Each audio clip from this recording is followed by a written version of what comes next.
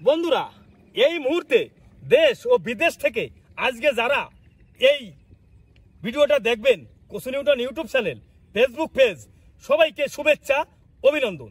আজকে চলে আসলাম খুলনা জেলা ডুমুরিয়া উপজেলা গুনামাদারডাঙ্গা গ্রামে।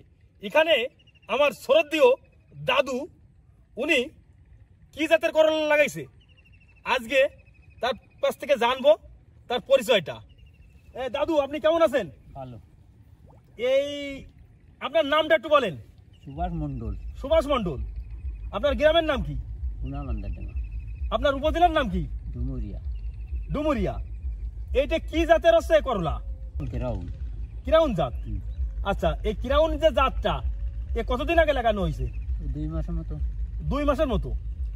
তা এই একটা মাদার থেকে আরেকটা মাদার দূরত্ব দিয়েছে কতটুকুনি? 2 হাত। 2 হাত।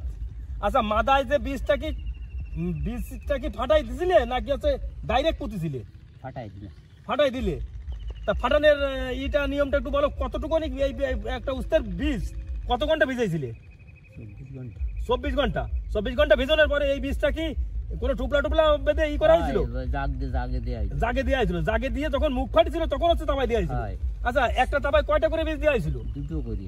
এই ক্রাউন জাতের যে উস্তে 2টো করে বীজ দিয়েছিলেন প্রতিটা মাদায়। একটা মাদার থেকে একটা মাদার দূরত্ব দিয়েছে 2 হাত। আর ওই মাদায় কি কি সার দিয়েছিলেন? ওই জিপ সার দিলে, ড্যাপ দিলে, পটাশ দিলে, মরক্কো এইগুলো দিয়ে মাদা তৈরি করে কয়দিন পরে বীজটা দেওয়া হয়েছিল? ইউরিয়া কয়দিন পরে বীজটা দেওয়া হয়েছিল? মুঠুমাত বাড়লি। মুঠুমাত মানে গাছটা মুঠুমাত হওয়ার সাথে আছে এইগুলো দিয়েছিলে। আর এই যে জাত, এটা বর্তমান বাজারের রেট আছে কত? 30-35। তা এ আর কি হচ্ছে এই যে উস্তে যেমন হচ্ছে অনেক জায়গায় আলমারি পিছনে হলুদ করে ফেলে। তা দাদু, তোমার এই ক্ষেত্রে তো সেই সিস্টেম কোনো উস্তে দেখা যাচ্ছে না। তা এর জন্য কি কোনো অন্য কোনো মেডিসিন টিন ব্যবহার করা হচ্ছে? কিছু দিনই আমি ভিটামিন টিন কিছু ব্যবহার করাইনি, খালি ওয়ান্ডার দিয়ে এই জাদু। আসলে সস্তা ওষুধ ওয়ান্ডার, তো এটাই ভালো। যেহেতু এই ফসল আজকে কড়া বীজ যদি দেওয়া হয়, বিষের মধ্যে বন্ধুরা 3টে গ্রেড আছে। লাল যে গ্রেডটা মানে চিহ্নটা, ওটা হচ্ছে বিপজ্জনক একটা চিহ্ন। তারপরে হচ্ছে হলুদ চিহ্ন, তারপরে হচ্ছে সবুজ চিহ্ন। তাই এই ওয়ান্ডারটা একদম সবুজ চিহ্ন। যদি লাল যে চিহ্ন যে বোতলে, ওই বীজ দাদু ব্যবহার করবেন না। কারণ ব্যবহার করলে এই যে জিনিসটা আমি আজকে ব্যবহার করলাম 4 দিন পরে আছে লোকে খাচ্ছে, তাহলে হচ্ছে বিষ। এই জন্যই বিষ মুক্ত ব্যবহার করতে হলে সব থেকে ভালো। তারপরে যেহেতু আছে গাছ, উস্তে গাছে প্রচন্ড পরিমাণ পোকা আসে।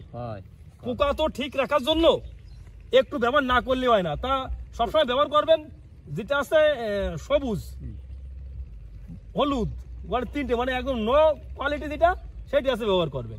তাহলে আছে ওয়ান্ডার যেটা, এটা ঠিক আছে। ওয়ান্ডারটা আছে তেমন কোনো পাওয়ারেরই না। এটা দিলে আপনার 2-5 দিন পরে আছে, 7 দিন পরে আছে, এটা খাওয়া যায় 7 দিন পরে। ও কিছু হয় না ওয়ান্ডারে। আচ্ছা, তা এর আর তো তাই ছাড়া আর কোনো সমস্যা নাই। তো বাজারে রেট আছে 35 টাকা। আর এসে কিরাউন যে জাতটা, আসলে কিরাউন জাতটা তো খুব ভালো জাত মনে হচ্ছে। আর এই যে গাছের এই যে বর্তমান তাপে কয় বেলা করে পানি দেওয়া লাগতেছে?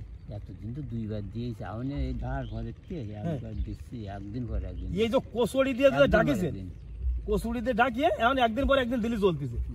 বন্ধুরা, খালি মালচিং যে ওই পিপার দিয়ে মানে প্লাস্টিকের যে ইটা ওটা দিয়ে করা যায় তা না। মালচিং কিন্তু যে কোনো এই যে কোচড়ি, তারপর আছে টোপর শেলা, যে কোনো গাছের এই যে আগাছা ঘাস টাস পরিষ্কার করে এইগুলো করে গুঁড়া যদি এইভাবে গরমে ঢেকে না দেন, প্রত্যেক দিন পানি দেওয়া সম্ভব না, আর গুঁড়া ফেটে যাবে। এই জন্যে আপনারা যারা এই উস্তে লাগান, পুল্লা লাগান, কুমড়ো লাগান, আপনাদের যার যে গাছ আছে, এই গাছে এই 34 বৈশাখ জ্যৈষ্ঠী যে তাপ, এই তাপে আপনারা মালচিং করে দিতে পারেন বন্টন দিয়ে। তা নতুন কোনো বিষয় আবার দেখা হবে। সবাই ভালো থাকেন, সুস্থ থাকেন। ধন্যবাদ।